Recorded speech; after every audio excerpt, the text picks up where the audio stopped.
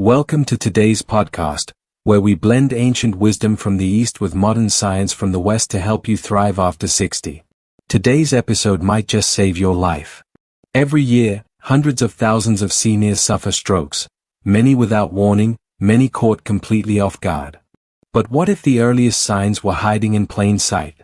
And what if some everyday morning habits, things you've been doing for years, were quietly tripling your risk? Joining me again today is someone who's been sounding this alarm for decades. He's over 100 years old, still sharp, still practicing, and is here to share what every senior absolutely needs to know before it's too late. Dr. Hinohara, welcome back. Thank you, John. It's always an honor. This is one of the most urgent messages I give to my patients over 60. Strokes don't just come out of nowhere. The signs are there, the causes are there, and with the right awareness, many strokes can be prevented. But the clock starts early, often first thing in the morning. That really gives me pause. When most people think of strokes, they imagine something sudden and dramatic, a collapse, a slurred sentence, a frozen face. But what you're saying is the real warning signs often come quietly.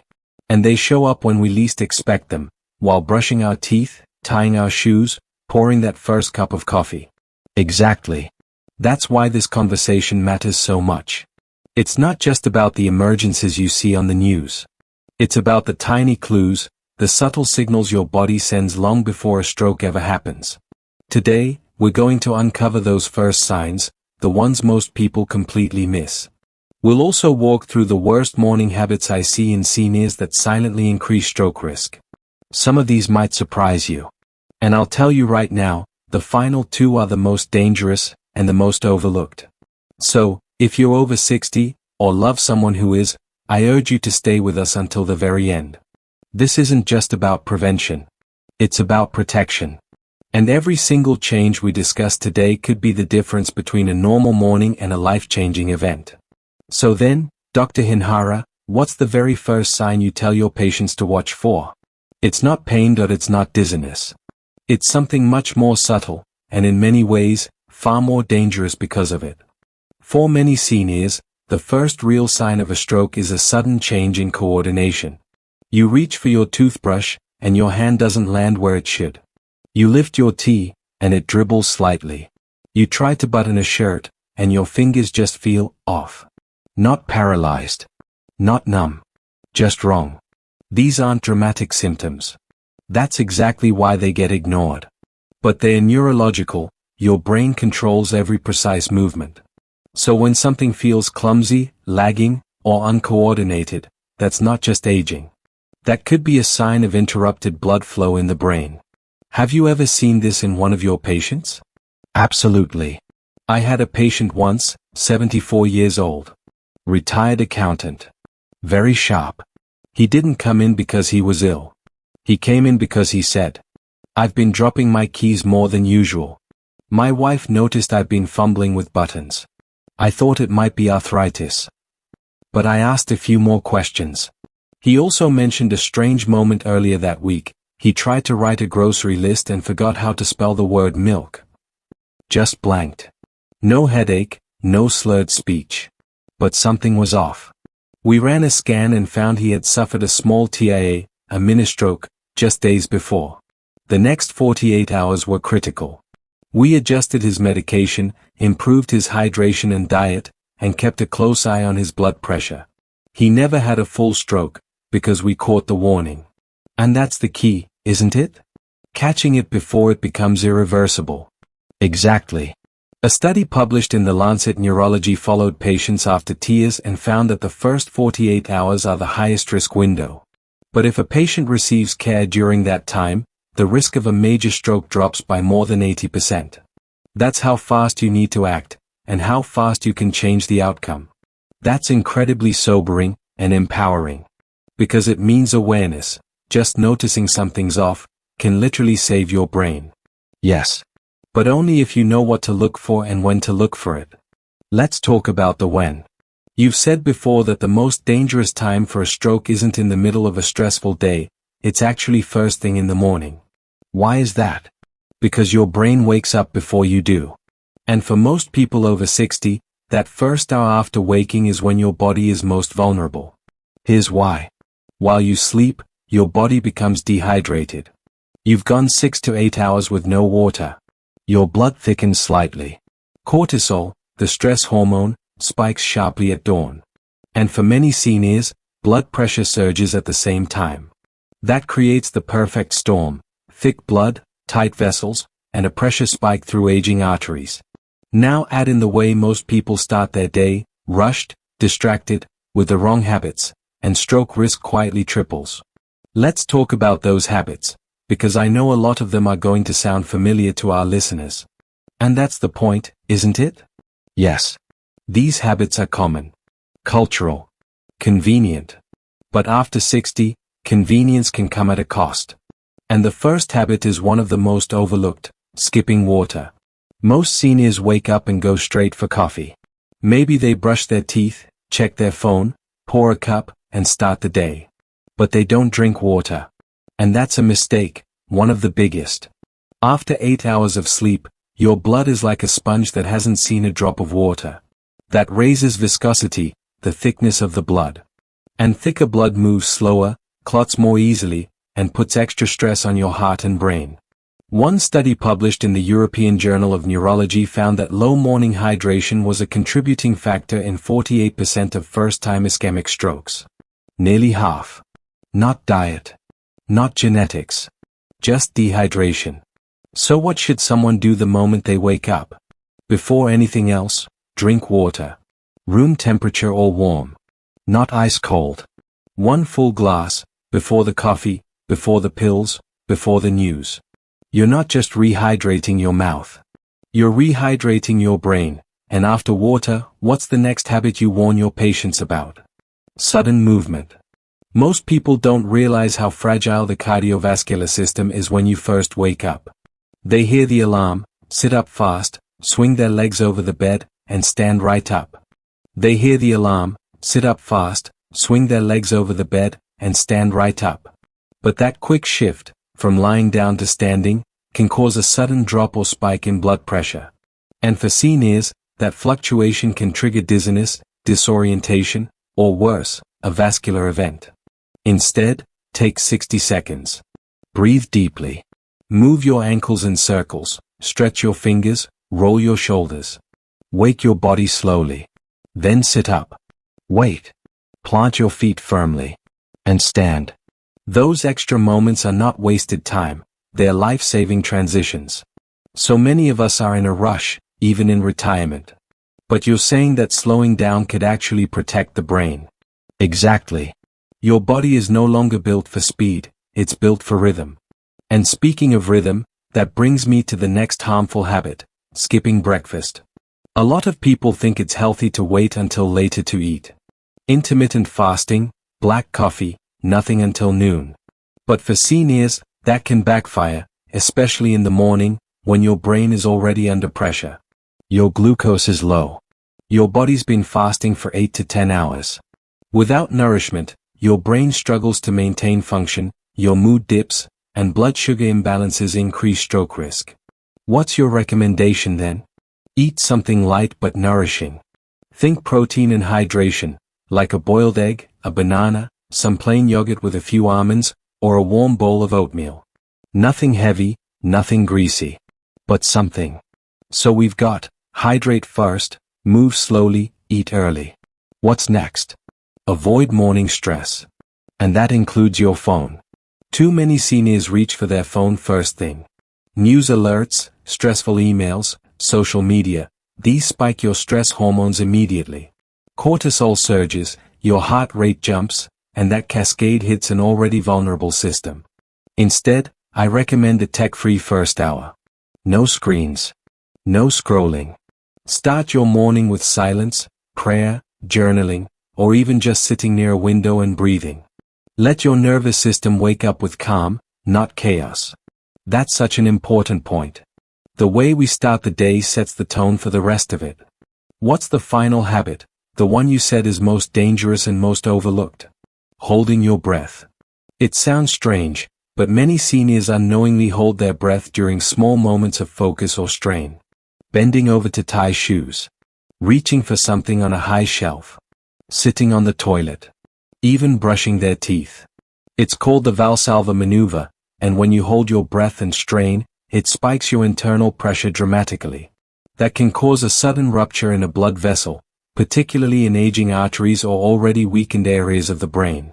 So what should people do instead? Be conscious of your breath. Exhale as you bend. Inhale gently as you stretch. Never brace and strain without breathing. And for those with chronic constipation or difficulty using the bathroom, speak with a doctor. Because that morning pressure can lead to much more than discomfort.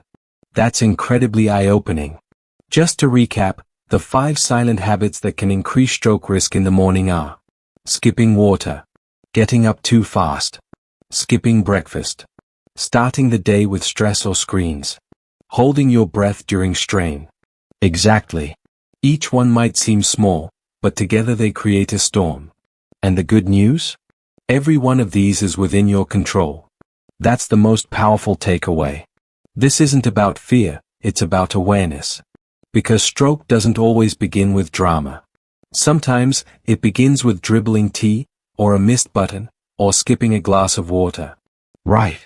And when you know what to look for, and what to change, you give yourself the best chance at staying sharp, strong, and independent.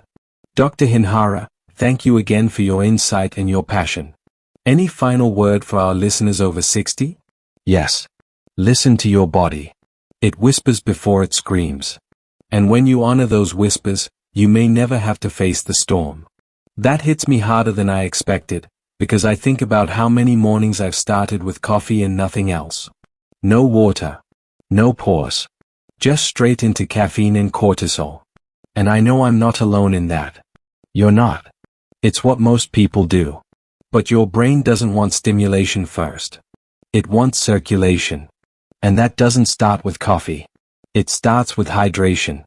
It makes so much sense. And what I appreciate about your approach is that it's not about fear, it's about function. You're showing us how to help the brain do what it's already trying to do. Exactly. The body wants to heal. The brain wants to flow. We just have to stop interrupting it. All right. Let's move on. What's the second morning habit that raises stroke risk after 60? The second habit is something almost nobody talks about, but I see it all the time in my older patients. It's sitting too long in bed before moving, staying seated, scrolling your phone, or just staying still for 20, 30 minutes without circulation. After 60, your blood vessels are less elastic.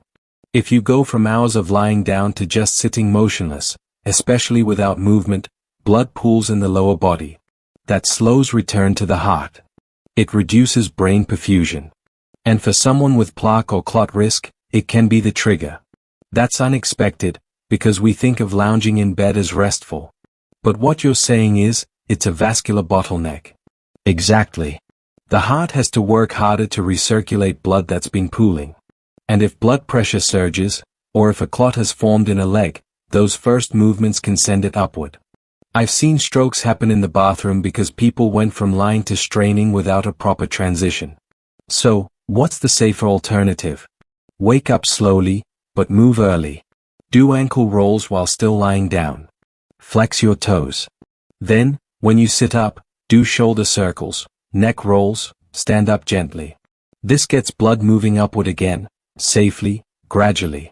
Even 2 minutes of gentle movement can prime the body for a much safer morning. That's such a simple shift. And again, not scary, just smarter. That's what longevity really is. Small moments, big impact. Let's talk about habit number 3, because I know this next one affects nearly everyone I know, especially retirees. Yes. The third habit that raises stroke risk after 60 is skipping breakfast. And I don't mean a big breakfast, I mean any breakfast. Too many older adults wake up, drink coffee, take medications, and eat nothing. They say they're not hungry, or they're trying to intermittent fast. But after 60, that can be risky, especially for the brain. Why is that? I thought fasting was supposed to be healthy. Fasting has benefits in younger bodies, with stable blood sugar and strong hormonal rhythm. But after 60, the body becomes more vulnerable to hypoglycemia, low blood sugar. And when that happens, the brain suffers first. The brain runs on glucose. It doesn't store much. So if you're already dehydrated, and then you don't eat, you're creating the perfect storm for dizziness, mental fog, or worse, a vascular event, especially if you're on blood pressure or diabetes medication. That's a critical point, because I know a lot of seniors, myself included, who take pills in the morning and don't eat for hours. That's one of the most dangerous combinations. Many stroke cases I've seen in patients over 65 involved skipped meals, plus medication, plus stress. Instead, I recommend a small, protein-rich breakfast. It doesn't need to be big, half a boiled egg, a spoon of yogurt, a few soaked walnuts. Just enough to stabilize blood sugar and tell your brain you're supported. That's a shift we can all make, and it's doable even if you don't have much of an appetite. Exactly. It's not about appetite. It's about circulation, stability, and rhythm. That one really hits home, because for years I thought skipping breakfast was a form of discipline. I'd even feel proud about it, like I was doing something healthy. But now I see, it's not discipline. It's denying the brain exactly what it needs at the exact moment it needs it most. You're not alone, John. Many seniors, especially men, see breakfast as optional. But after 60, nothing is optional when it comes to circulation. And that brings us to habit number 4, rushing into stress. I can see in your face, you're wondering what that means. Tell me. It means checking the news before your feet hit the floor. Reading emails at the breakfast table. Arguing with your spouse about the day's schedule before you've even had water. This is a problem because the brain, after sleep, is in a fragile state. It hasn't fully switched into cognitive gear yet. Your cortisol is already peaking. Your blood pressure is naturally rising. If you add mental strain to that moment, you amplify the physiological stress. A 2015 study published in the journal Stroke followed over 93,000 people for more than a decade. It found that individuals who experienced high psychological stress early in the day were significantly more likely to suffer a stroke, even when controlling for other risk factors like age, smoking, and blood pressure. And here's what's worse, the risk was highest in those over 60, and highest of all within the first 3 hours of waking. So when you wake up and reach for your phone, or dive into the day without creating space, you're stacking pressure on top of pressure in a body already on edge. Instead, create a buffer. 10 quiet minutes, stretching, a walk, even just sitting with your tea and being still. Give your brain a chance to stabilize before you load it with tasks. This is not luxury. It's neurological hygiene. That study you mentioned, that really shook me, because I used to think stress was just emotional, something you felt, maybe vented, and moved on from. But hearing that it physically primes the body for a stroke, especially first thing in the morning, that changes how I think about every notification, every headline, every rushed conversation. And now we've come to it, the one we've all been waiting for. You said at the start of this episode that the last habit might be the most dangerous of all, and the most ignored. So let's talk about it. What is the 5th morning habit that quietly increases stroke risk, and still flies under the radar for so many seniors? It's one word, but it's the foundation under all the others, stillness. And not the peaceful kind. I'm talking about physical inactivity. Waking up, and then spending the next hour or two sitting, on the bed, at the table, on the couch. No real movement. No circulation. Just stillness. That's something I think we're all guilty of, especially after retirement. You wake up, pour a cup of coffee, maybe read the paper. It feels normal. It even feels healthy, like you're easing into the day. But you're saying that stillness could actually be dangerous? Yes. Especially after 60, because your blood is already more prone to clotting. Your veins don't push blood upward as easily. And without movement, the vascular system slows. The legs become pooling zones, and that's where most clots begin. We've seen this for years in hospital settings. Post-surgical patients who stay sedentary are at sharply increased risk for deep vein thrombosis. But what many people don't realize is that same risk applies to everyday seniors. You may not be in a hospital bed, but if you're seated for long stretches right after waking, your body can't tell the difference. That's sobering, because we associate danger with doing too much. But this is the opposite. It's the danger of doing nothing. Exactly. A study published in Circulation tracked over 8,000 adults over 60. Those who spent more than 9 hours a day sedentary had double the stroke risk, even if they exercised later in the day. Why? Because it's not just about how much you move. It's when you move. So the first hour after waking, that's the window. That's the window. If you move early, you activate circulation. You tell your body the day has begun. But if you stay still, the body assumes it's still resting. And that stagnation, even if it feels harmless, becomes one of the strongest predictors of stroke later in life. So what's the fix? Nothing extreme. No treadmill. No sweating. Just 5 to 10 minutes of light mobility. March in place. Do shoulder rolls. Stretch your arms overhead. Walk to the mailbox. Tell your blood it's time to flow. Because when blood flows, the brain thrives. And when the brain thrives, the whole body follows. That brings everything full circle, because we started this episode talking about strokes, something most people think of as sudden. But what you've shown us, Dr. Hinohara, is the warning signs and the risk factors. They build quietly. And they start in the smallest, most ordinary parts of our day. How we move. What we skip. How we start our mornings. Exactly.